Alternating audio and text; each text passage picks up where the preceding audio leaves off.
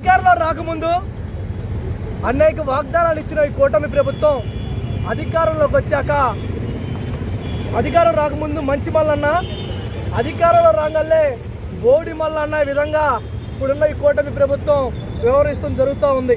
దానికి ఉదాహరణ చూస్తూ ఉంటే గతంలో వైజాగ్ స్టీల్ ప్లాంట్ ప్రైవేటీకరణ చేస్తూ ఉన్నప్పుడు నారా చంద్రబాబు నాయుడు గారు కానివ్వండి, పవన్ కళ్యాణ్ గారు కానివ్వండి, అయ్యయ్యో ఈ రాష్ట్రానికి ఉంది విశాఖ ఉక్కు మాత్రమే, దీన్ని కూడా ఈ కేంద్ర ప్రభుత్వం అమ్ముతా ఉంది, దీని మీద తక్షణం మాట్లాడని గత ప్రభుత్వాన్ని అనేక సందర్భాల్లో మాట్లాడటం జరిగింది.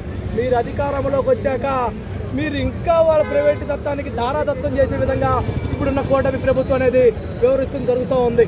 అది కాక మెగా డిఎస్సీ అన్నారు. మెగా డిఎస్సీ నారా లోకేష్ గారికి ఉద్యోగం వచ్చింది ఈ రాష్ట్రంలో. ఈ రాష్ట్రంలో ఉన్న ఎవరికి కూడా ఒక ఉద్యోగం కూడా వచ్చిన పరిస్థితి లేదు. సరే, ఇంతమందికి మీ రాష్ట్రంలో ఉన్న యువత మొత్తానికి కూడా ఉద్యోగాలు కల్పించలేని విషయంలో ప్రతి ఒక్క నిరుద్యోగికి ఖచ్చితంగా నిరుద్యోగ వృత్తి 3,000 రూపాయలు చెల్లిస్తామని అధికారంలోకి రావడం జరిగింది.